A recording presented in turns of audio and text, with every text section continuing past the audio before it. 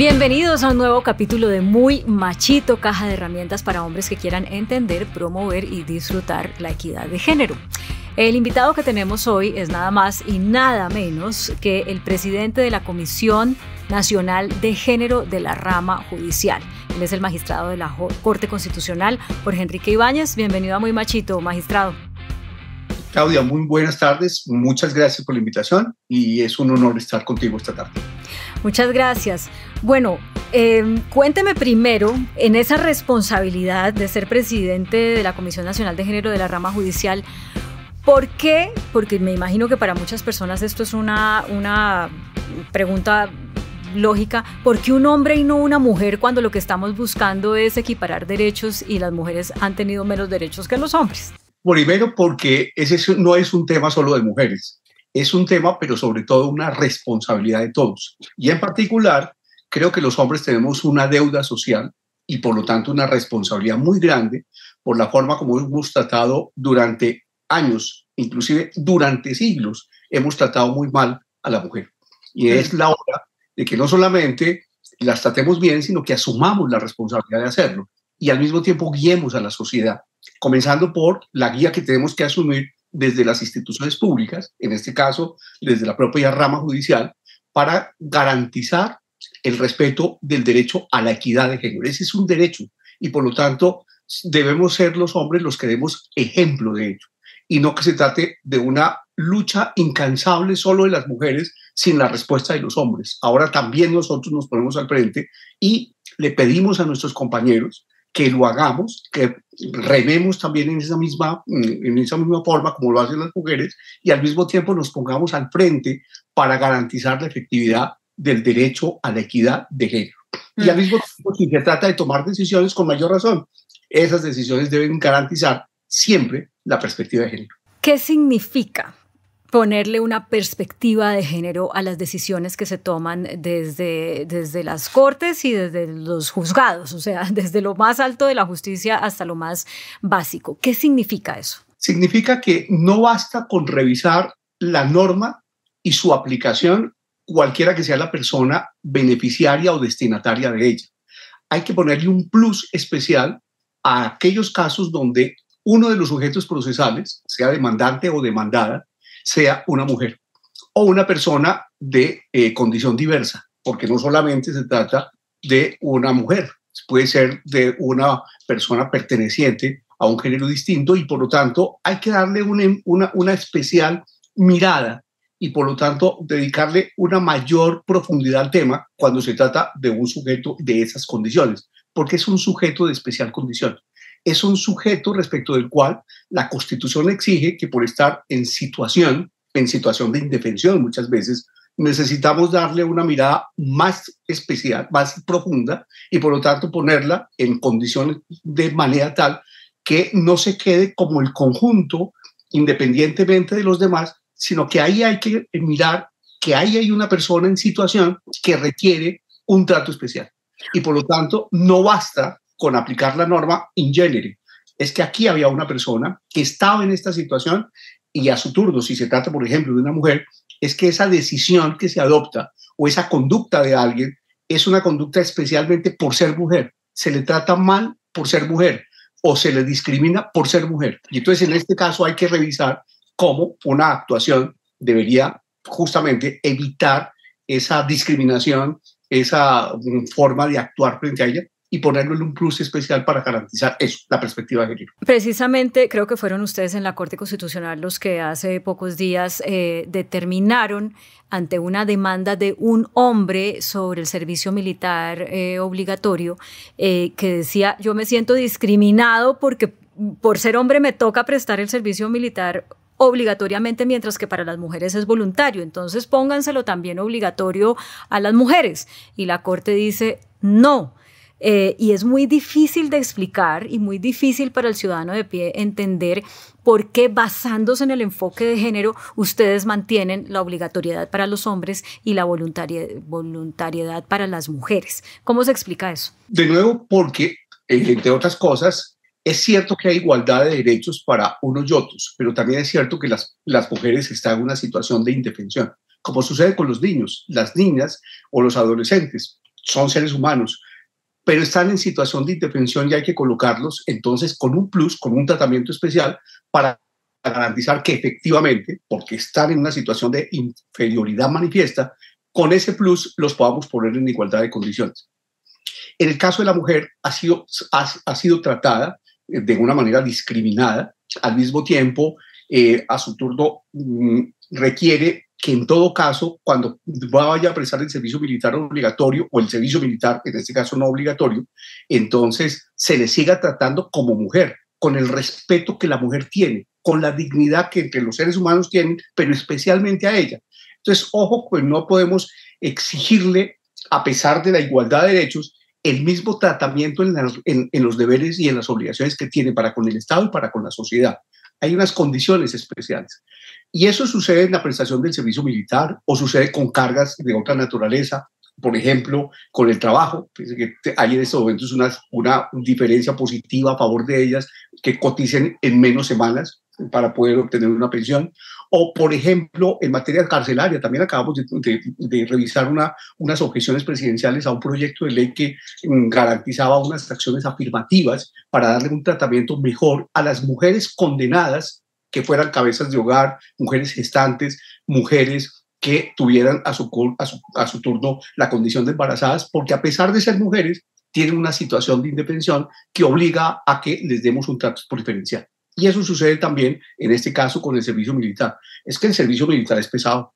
El servicio militar está hecho para garantizar, o mejor, el trabajo de las fuerzas militares, que es distinto inclusive que el trabajo que se adelanta en la Policía Nacional, es un trabajo que se debe dedicar especialmente en la formación militar para la ofensiva, para el trabajo de la defensa y la integridad de la soberanía nacional, de la independencia, de la unidad del territorio y la preparación inclusive para un conflicto bélico. A uno lo preparan en las fuerzas militares, yo no he prestado servicio militar siquiera, pero lo preparan en las fuerzas militares para una operación de ofensiva o de contraofensiva, como una operación militar. Y en el caso de las mujeres, pues perfectamente puede participar en unas operaciones, inclusive de alto rango, inclusive en el ejército o en la Fuerza Aérea o en la Armada, pero hay que tener en cuenta en todo caso su situación de mujer, que obliga a darle un respeto y un plus más especial, más determinado que la condición común y simple de los que están hechos para poder ir a la guerra o sí, poder participar en operaciones defensivas u ofensivas. De lo que recuerdo que oí cuando emitieron la sentencia también tenía que ver con el hecho de que las mujeres tienen menos posibilidad de acceder al empleo y tienen, de acceder al empleo y de tener salarios al mismo nivel de los hombres, por tanto, hacerlas gastar un año cumpliendo el servicio militar, pues podía incluso, profundizar esa brecha. Exacto, y afectar su derecho a acceder a un empleo, y con eso les limitamos ese derecho de poder garantizar un empleo. Oiga, magistrado, pero yo con lo que usted me dijo en la anterior respuesta, al final yo creo que puede haber hombres que pueden estar diciendo, ¿cómo? ¿Que los hombres estamos hechos para la guerra o hechos para el combate? Eso es una de los factores que genera resistencia a muchos hombres a entender estos temas de género. O sea, ¿por qué cuando se trata de visibilizar las inequidades que sufren las mujeres por el hecho de ser mujeres, no nos damos cuenta de que los hombres también sufren unas inequidades por el hecho de ser hombres? Que, por ejemplo, se piense que los hombres sí están hechos para la guerra. ¿Cómo se puede asumir eso desde el reto de presidir una comisión de género en la rama judicial y pues la gran responsabilidad que usted tiene como magistrado de la Corte Constitucional? Todos debemos cumplir una serie de deberes y obligaciones, pero al mismo tiempo uno es consciente de las diferencias que hay en determinado tipo de operaciones. Y en ese sentido hay unas operaciones fuertes en el caso de las actividades militares, que no es lo mismo en la actividad policial, en donde se debe trabajar desde el punto de vista de la orientación para garantizar la convivencia pacífica y la efectividad de los derechos, y donde ojalá las fuerzas de policía, la gendarmería o la Guardia Civil, donde existen, sean mayoritariamente de mujeres, porque las mujeres están trabajando de una manera muy especial en la convivencia pacífica. Pero hay momentos en donde el trabajo fuerte de la operación de guerra exige una preparación muy exigente, demasiado fuerte, como es lo que yo he estudiado en el caso de las operaciones militares. Hay mujeres que están en capacidad de hacerlo con toda tranquilidad, y hay hombres que podrían hacerlo, pero no todos los hombres tampoco no todos los hombres están preparados también para ir al combate. Y por esa razón el principio de equidad de género obliga a que se respeten esas condiciones y esas también, no digo debilidades, pero sí diferencias, tanto de hombres y mujeres, de unos y otros, o de condición diversa, para prepararse para la guerra. La mujer que está en condiciones de asumirlo y tiene capacidad para hacerlo, tiene que estar en el frente de una operación de esta naturaleza. Y lo han demostrado muchas en muchísimos países. Y los hombres que pueden hacerlo también, pero igualmente las mujeres o los hombres o las personas de diversa condición que no puedan estar o no quieran estarlo, pues no necesitan, no requieren y ni se les puede obligar a que lo hagan, precisamente por el respeto de su condición, de su condición y en atención al respeto del derecho y el principio de libertad, de equidad de género. Bueno, para los hombres existe, por ejemplo, la objeción de conciencia en caso de que no quieran prestar el servicio militar. Pero pasemos a otro tema que yo creo que aquí no vamos a estar de acuerdo, pero yo quiero escucharlo a usted. Usted fue uno de los magistrados que votó en contra de la sentencia que emitió la Corte el año ya antepasado, creo. No, pasado, sobre la despenalización del aborto hasta la semana 24. Hizo un salvamento de voto en el que decía, bueno, pues eso no se tuvo en cuenta, que es cosa juzgada, yo no voy con esto. Y estos temas de género pues tienen también, o sea, el componente del derecho a la mujer a decidir sobre su cuerpo es muy importante cuando se habla de equidad de género. Y entonces uno podría preguntarse, ¿pero qué hace una persona que votó en contra de la despenalización del aborto presidiendo la Comisión de Género de la rama judicial? Como que parecería pues un contrasentido. Lo que sucede es que, digamos, hablando en términos generales, no puedo referirme en unos casos muy concretos porque, digamos, no quiero también ser objeto mañana de una recusación o que yo tenga que quedarme impedido en unos casos que hemos tenido que resolver. De hecho, la semana pasada volvimos a tener unas demandas nuevas contra el artículo 122 que las acabamos de resolver. A su turno acaban de llegar otras demandas y por lo tanto tenemos que revisarlas en su oportunidad. Pero lo que digo es que aquí están envueltos muchísimos derechos, los derechos de las mujeres, como los derechos y las libertades a la vida sexual y reproductiva, que hay que garantizar siempre. Pero adicionalmente, lo que sucede es que entran en juego también derechos de otros seres humanos, como por ejemplo, en este caso, los nasciturus, donde a su vez la propia jurisprudencia de la Corte Constitucional y teniendo en cuenta las convenciones internacionales han señalado que debe también respetarse el derecho a la vida. Adicionalmente, hay estudios muy importantes que se han adelantado, muy serios, en relación con los nasciturus como seres sintientes. Y en ese sentido entran en colisión, en tensión, los derechos de unas personas frente a los derechos de otras, y en este caso los derechos de unas personas, que son las mujeres, frente a los derechos de unos sujetos respecto de los cuales tanto el derecho internacional como la propia Constitución y al mismo tiempo la jurisprudencia ha señalado que son sujetos de especial protección. Entonces, la respuesta está en cómo garantizar un respeto de los derechos de unos sin afectar los derechos de los demás. Y es ahí donde entonces tuvimos unas diferencias porque, y no hablo, no quisiera salirme del tema, pero pongo otro ejemplo. La Corte ha garantizado de una manera muy especial los derechos de los animales como seres sintientes. Ejemplo, los peces, ejemplo, los osos y otros seres o animales. Y entonces uno llega a la gran preocupación en un momento dado que a veces garantizamos más los derechos de los seres sintientes animales que los derechos de los seres humanos como seres sintientes. Entonces la preocupación nuestra era esa, por una parte.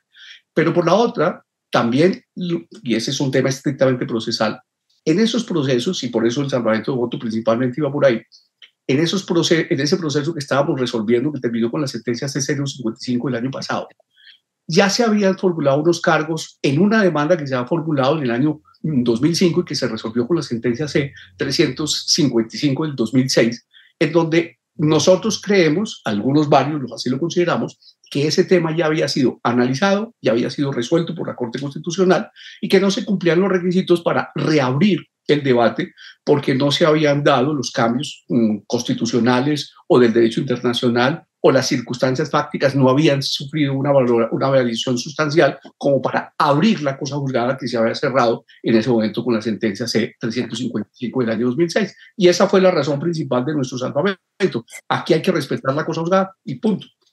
Ahora, bueno, no significa que mañana no se presente una muy buena demanda que abre el espacio. Ahora, mayoritariamente la Corte consideró que sí había lugar, como lo hizo, para entonces ampliar el espectro, y entonces avanzaron hasta la semana 24. En eso, pues simplemente manifestamos nuestra discrepancia muy respetuosa, pero eso no significa que no tengamos que garantizar, primero, el respeto de esa sentencia, porque como presidente, como magistrado de la Corte Constitucional, lo primero que yo tengo que hacer es respetar al presidente, así no esté de acuerdo con la sentencia. De hecho, Claudia, cuando vino una serie de reacciones de parte de la sociedad contra los magistrados que mayoritariamente aprobaron la sentencia, los primeros en salir a defender a esos magistrados fuimos nosotros, los que votamos en contra, porque dijimos, vamos a garantizar el respeto de las decisiones de la Corte. Y esa es la primera obligación que tenemos. Sí. Y segundo, esa es la decisión con efectos de cosa juzgada, que al mismo tiempo es de obligatorio cumplimiento para todos. Es nuestra obligación hacerla cumplir y hacerla respetar.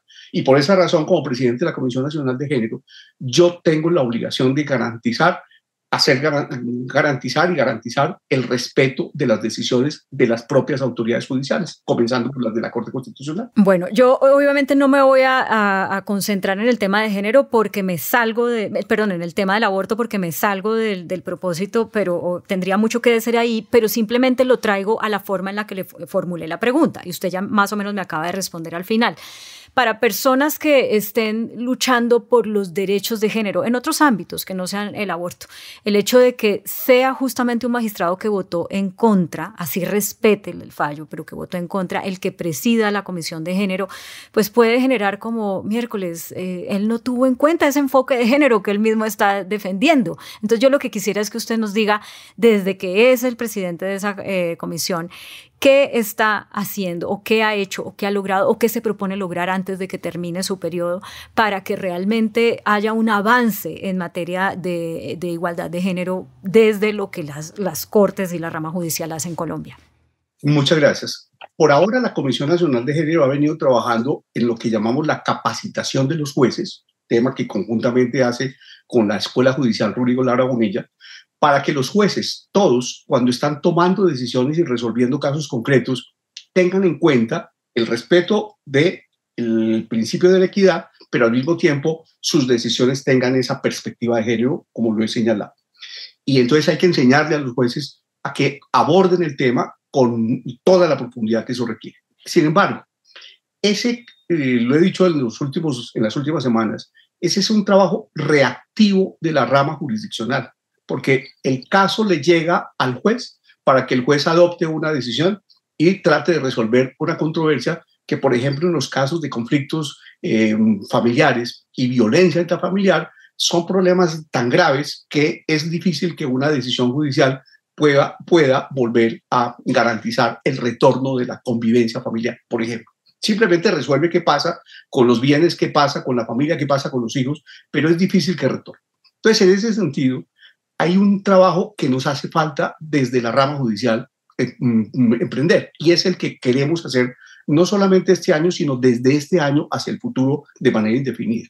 Hay que garantizar la prevención y por esa vía, la prevención en materia de derechos y garantías en todos los ámbitos, pero especialmente para las personas en situación. Si nosotros garantizamos desde la perspectiva de la prevención y con un trabajo suficientemente fuerte desde el punto de vista académico, en donde le enseñemos primero desde el colegio y luego la universidad a los niños, niñas y adolescentes en qué consiste la equidad de género, cómo se deben comportar en el respeto y los derechos y los deberes en relación con las demás personas, hombres y mujeres, sus compañeros de sexo o las personas distintas, o en la diversidad de género. Si lo enseñamos, las personas van a estar perfectamente educadas en este tema. O sea, perdón si le entiendo bien, magistrado, déjeme interrumpirle porque yo siento que usted se está metiendo en un tema que es de mucho interés, que es, por ejemplo, la educación sexual, ¿cierto? Hay todo un movimiento que es resistente a hacer educación sexual desde temprana edad y desde los colegios porque creen que esto es hacer ideología de género, y lo que se ha hecho desde gobiernos anteriores para tratar de implementar eso, pues sencillamente ha generado unas protestas tremendas. Usted lo que está diciendo es que desde la rama judicial, usted, mientras sea el presidente de esta comisión, va a hacer algo para que haya esa directriz desde la justicia de que sí debe haber educación sexual desde temprana edad y en los colegios. No, una cosa es la educación sexual en los colegios y otra cosa es la educación en derechos y principios de equidad y perspectiva de género, que es distinto. No, pero que se incluye.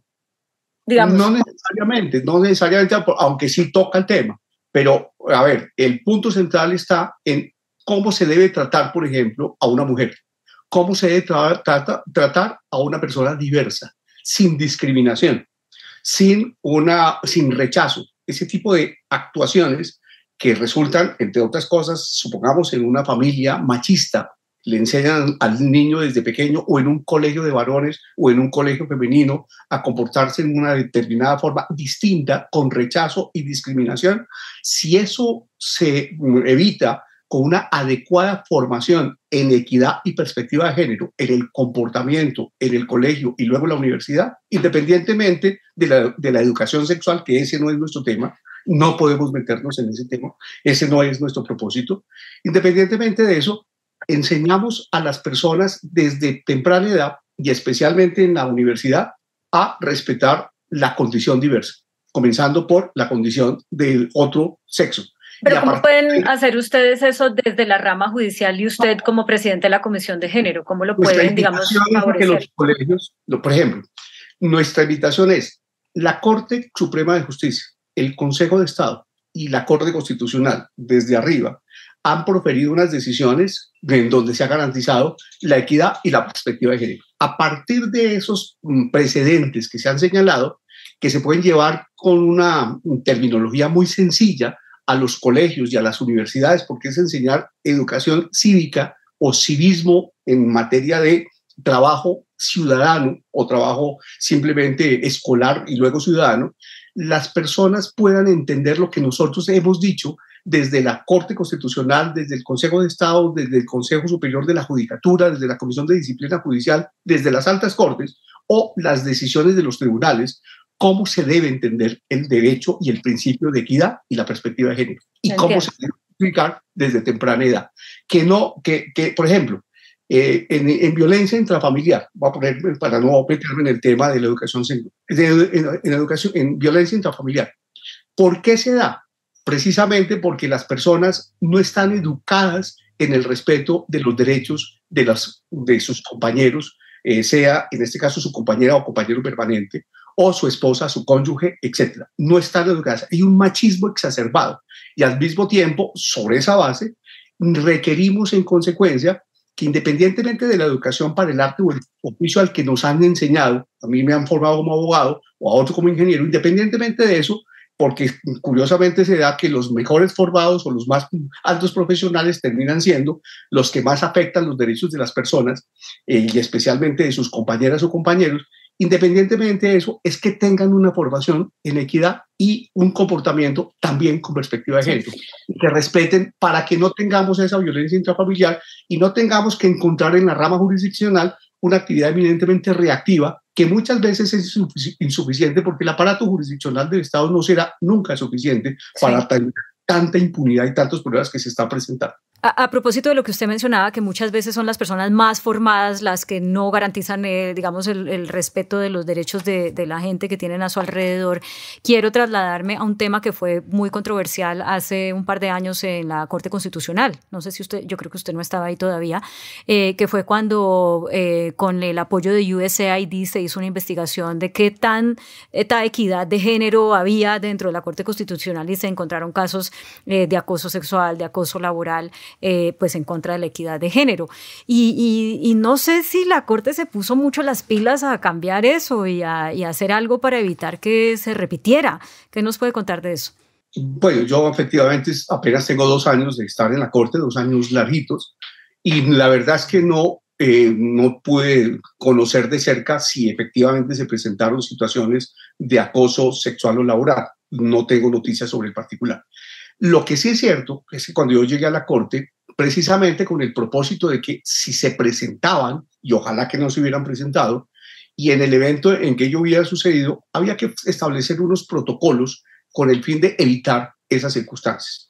Y desde ese momento entonces se empezó a trabajar en esos protocolos. Pero para trabajar en protocolo se requiere hacer un diagnóstico de la situación, de cómo se está manejando el tema de la convivencia laboral, cuál es la percepción que tienen los trabajadores en todos los niveles de la Corte, y con la ayuda de USAID y también de otros expertos se hizo un estudio para mirar, primero que todo, cuál es la percepción de las personas que trabajan en la Corte, si efectivamente había o no acoso sexual o acoso laboral. Y la verdad es que la conclusión a la que se arribó es que no hay acoso sexual en la Corte Constitucional, por una parte. Y por la otra, podría haber una sobrecarga derivada de un tema que es crucial. Nosotros tenemos una nómina muy reducida para manejar un volumen muy grande de asuntos que le corresponde manejar a la Corte Constitucional, y por lo tanto, en veces, y a mí me pasa, yo trabajo desde las 3:30 de la mañana todos los días hasta las 11 de la noche, y también cada uno de los equipos trabaja de una manera muy fuerte. Algunos consideran que puede haber un exceso de cargas de trabajo, pero eso no significa que pueda haber acoso laboral. Entonces, pero magistrado, para evitarlo, lo que quiero decir es, para evitarlo, si acaso se llega a presentar, el hecho fundamental es que se van a construir, como se están construyendo los protocolos, para evitar que en algún momento, si se presentan, primero que todo, que no se presenten. Hay unas declaraciones y unos compromisos de cada uno de nosotros a partir de las recomendaciones del USAID, en donde cada uno nos comprometemos a que mientras seamos magistrados de la Corte Constitucional, cada uno, y como directores de nuestros equipos, y a orientar también a los demás, no asumiremos ningún comportamiento que conlleve un acoso sexual o un acoso laboral o ninguna expresión de acoso de ninguna naturaleza. ¿Para cuándo va a estar listo ese protocolo?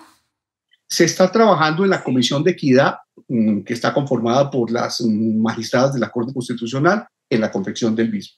Y a su turno, el Consejo Superior de la Judicatura está haciendo exactamente lo propio. La Corte Suprema de Justicia y el Consejo de Estado igualmente están trabajando en el mismo, y la idea es que pues, sigamos construyéndolo para que lleguemos a partir de un momento dado en un consenso sobre el particular. ¿Pero está seguro que no hubo ningún caso de acoso sexual en ese estudio que hizo USAID? El documento que yo conozco que nos presentó USAID cuando yo estaba en la Corte no presentan ninguna denuncia, ninguna queja de ninguna naturaleza sobre el particular, porque lo primero que hicimos, y eso sí me consta porque yo estuve estudiando el documento y nos fue expuesto, simplemente fue un estudio sobre la percepción de los trabajadores, abogados, magistrados, auxiliares, etcétera, sobre la situación laboral, pero en ningún caso se presentó absolutamente ninguna denuncia, queja o de ninguna otra naturaleza, expresión de esa forma. No, en los casos de la Corte Constitucional. Ahora, puede presentarse porque uno se ha escuchado de otras corporaciones donde no altas cortes, sino de otras corporaciones donde hay quejas, y en esos casos seguramente se trasladan a donde tienen que trasladarse, que es a la Comisión Nacional de Disciplina Judicial.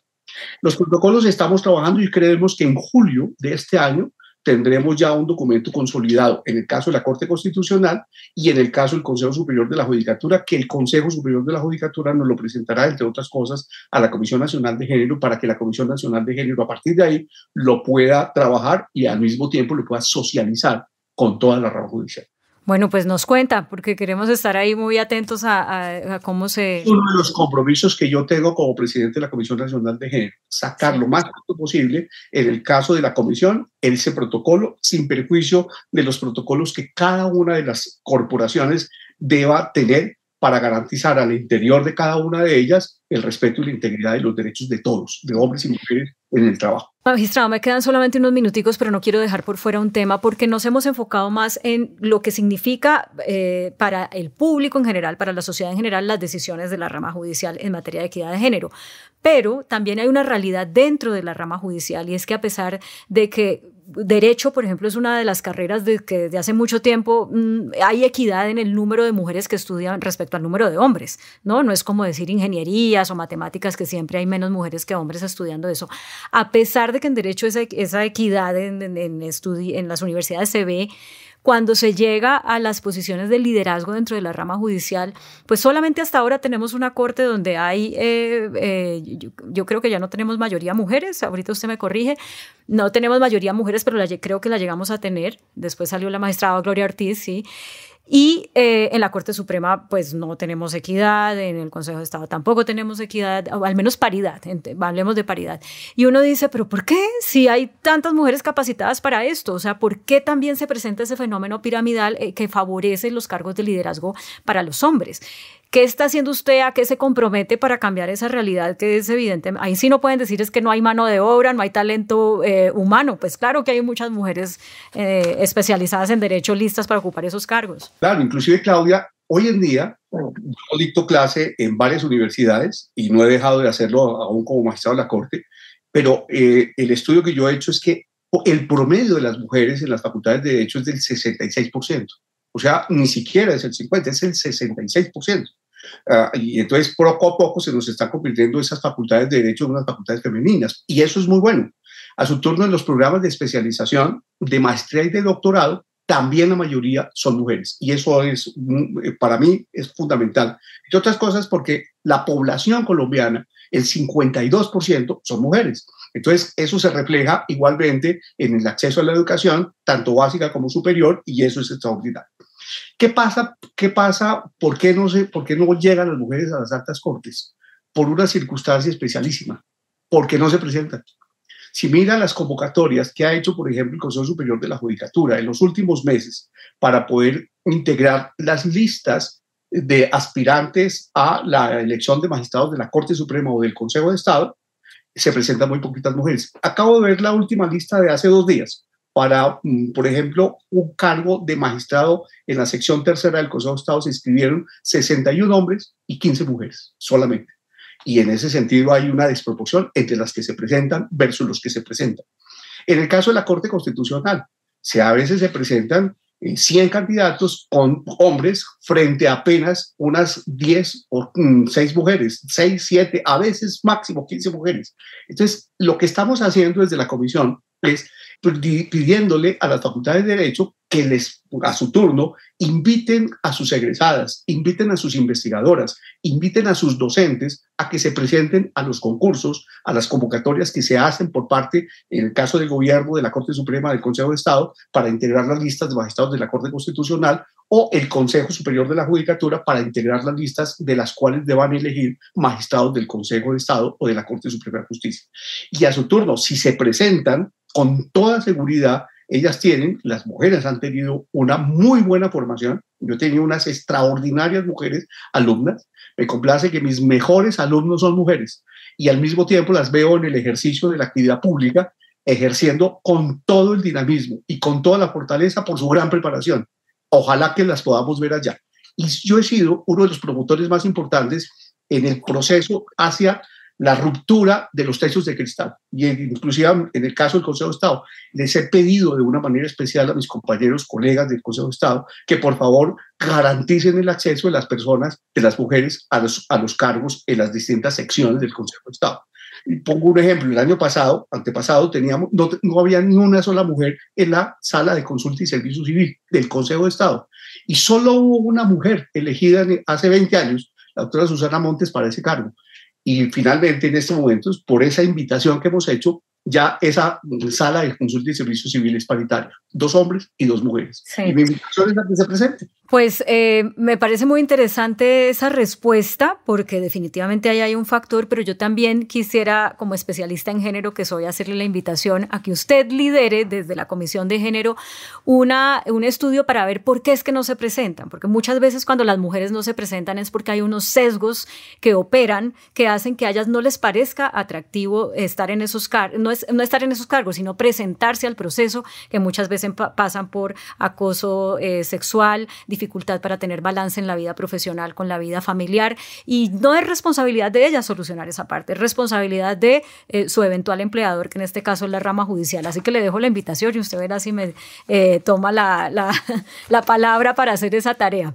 Lo haré porque además yo me siento muy a gusto en una corporación, el año pasado con una mayoría de mujeres, este año con un grupo de 4 mujeres de 9 magistrados, y en donde yo particularmente no solamente me siento a gusto y muy complacido, sino que todos los días construimos de manera colectiva y colaborativa las decisiones, y las decisiones con ojos de mujer y con perspectiva de género, especialmente por el llamado de atención que las mujeres nos hacen, nos permite a la Corte construir una decisión colectiva de manera tal que esa sea la respuesta de la corporación con la participación activa de las mujeres. Y yo me siento muy feliz, muy orgulloso de que ello sea así. De otra manera, seguramente no tendríamos esa perspectiva de género si no es por el aporte fundamental que las mujeres nos hacen en esa corporación. Y esa es, por esa experiencia, la invitación que yo estoy haciéndole a todas las decanas de Derecho, que hoy en día, por fortuna, hay decana de Derecho en el Colegio Mayor del Rosario, hay decana de Derecho en la Universidad Externado, teníamos decana de Derecho en la Universidad Javeriana, para poner ejemplos, para que a su turno inviten justamente a sus alumnas a que se presenten.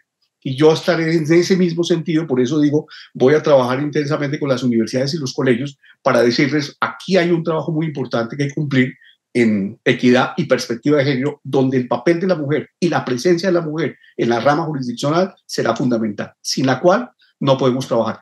Nosotros somos seres humanos que tenemos 2 ojos, y por esa razón tenemos que mirar con los 2 ojos, en este caso con el ojo de los hombres, con el ojo de las mujeres, y también adicionalmente con la perspectiva que nos dé una sociedad que hoy en día es diversa. Es diversa y que todos tenemos cosas muy valiosas que aportar. Pues magistrado Jorge Enrique Ibáñez, magistrado de la Corte Constitucional, presidente de la Comisión Nacional de Género de la Rama Judicial, ha sido un gusto escucharlo y bueno, que siga la conversación.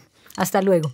Gracias, Claudia. Muy amable. A ustedes también muchas gracias por ver Muy Machito. Recuerden que pueden ver todos los capítulos de este video podcast entrando a mi canal de YouTube, Claudia Palacios Oficial, y que pueden jugar el machistómetro entrando a la página web de este proyecto, muymachito.co. Hasta la próxima.